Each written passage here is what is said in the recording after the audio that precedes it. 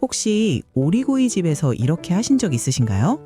고기는 조금 드시면서도 불판 구석에 고여있는 기름은 절대 버리지 않고 숟가락으로 퍼서 밥에 비벼 드시거나 그냥 숟가락으로 떠 드신 적이요.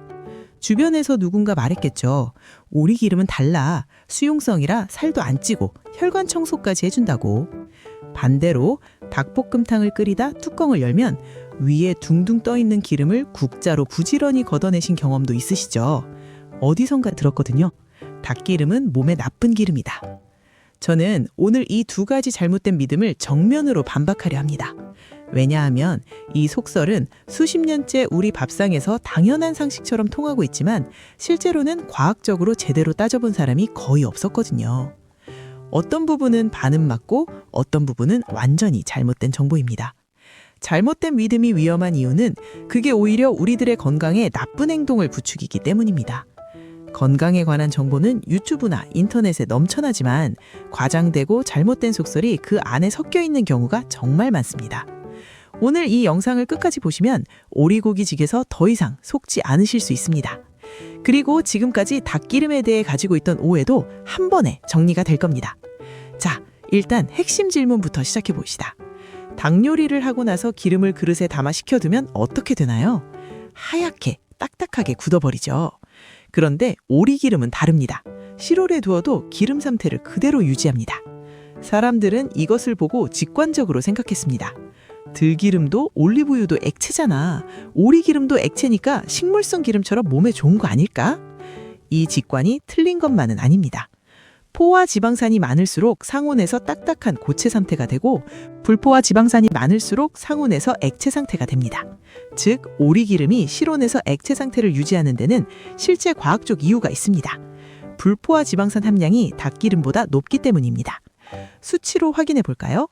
포화 지방 대 불포화 지방 비율을 살펴보면 닭고기는 약 33대 67, 오리고기는 약 30대 70 정도입니다. 숫자만 보면 오리기름의 불포화 지방산 비율이 닭기름보다 실제로 조금 더 높습니다.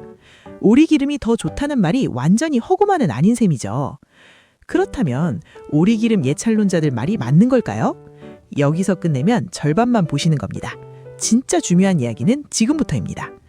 농촌진흥청 농식품종합정보시스템에 따르면 오리고기 100g의 총 지방산은 25.86g이며 이 중 포화지방 7.95g, 단일 불포화지방 14.99g, 바가 불포화지방 3.92g.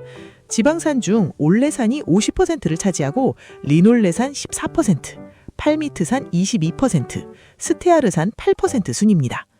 조금 어려운 용어가 많이 나와 복잡하시죠? 신경 쓰지 마시고 그냥 듣기만 하시면 됩니다. 진짜 중요한 내용은 잠시 후 금방 말씀드릴게요. 여기서 핵심은 올레산 50%라는 수치입니다. 올리브유의 주성분이기도 하죠. 그래서 오리기름을 동물성 올리브유라고 부르는 사람들도 있습니다. 또한 오리고기에는 올레산이 많아 면역력을 높이는 데 도움이 되고 혈액순환 개선 효과가 있는 리놀렌산 성분도 높습니다. 여기까지만 들으면 오리기름 정말 대단해 보이죠? 그런데 저는 이렇게 묻고 싶습니다. 올레산 50%라는 숫자, 오리기름 전체에서 50%가 아니라 지방산 구성 중에서 50%라는 뜻입니다. 오리기름에는 포화지방산도 30%씩이나 있어요. 농촌진흥청에 따르면 오리고기는 한국인이 주로 먹는 소고기, 돼지고기, 닭고기 중에서 불포화지방산 함량이 가장 높은 건 사실이지만 그것이 오리기름을 마음껏 먹어도 된다는 의미는 절대 아닙니다. 자, 이제 핵심입니다. 오리기름에 대한 대표적인 속설 3가지를 차례로 짚어보겠습니다. 첫 번째 속설, 오리기름은 수용성이라 살이 안 찐다. 이건 완전한 과학적 근거 없는 거짓말입니다. 수용성이란 물에 녹는 성질을 말하는데 기름, 즉 지질은 물에 녹지 않고 유기용매에 녹는 물질입니다. 오리기름이 수용성이었다면 오리구이 먹고 난 후 주방 이모님들 설거지가 아주 편했겠죠. 현실은 전혀 그렇지 않죠. 기름기 제거하려고 주방 세제 2번, 3번 쓰잖아요.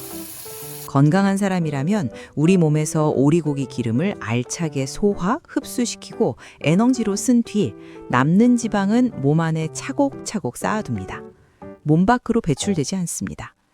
불포화 지방산이라 해도 에너지로 쓰고 남은 양은 고스란히 지방으로 저장됩니다.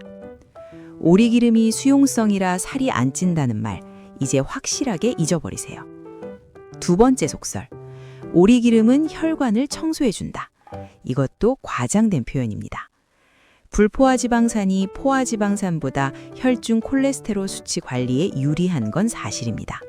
하지만 오리고기가 동맥경화나 고혈압을 치료하고 성인병을 예방한다는 표현은 과장된 것이며 정확한 표현은 다른 육류에 비해 덜 해롭다 정도입니다. 혈관을 청소한다는 건 어떤 의학적 근거도 없는 말입니다. 오리기름은 약이 아닙니다. 세 번째 속설. 닭기름은 무조건 나쁜 기름이다. 이것도 사실이 아닙니다. 오리고기의 불포화지방산 비율이 포화지방산보다 높은 건 맞지만 닭고기나 돼지고기, 소고기와 비교했을 때 엄청나게 차이 나지는 않습니다. 닭기름은 오리기름보다 불포화지방산 비율이 약간 낮을 뿐이지 특별히 독이 되는 기름이 아닙니다. 닭볶음탕을 끓이다가 뜨는 기름을 걷어내는 건 느끼함을 잡기 위한 것이지 닭기름이 맹독성 물질이기 때문이 아닙니다. 여기서 많은 분들이 놓치는 중요한 포인트가 있습니다. 바로 껍질 문제입니다. 오리고기를 껍질째 먹으면 돼지고기 등심보다 열량과 포화지방이 모두 높아집니다.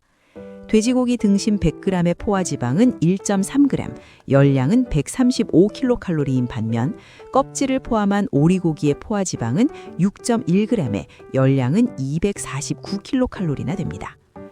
불포화지방산이 많아서 좋은 오리고기가 껍질을 함께 먹는 순간 돼지 삼겹살보다 포화지방이 더 많아집니다.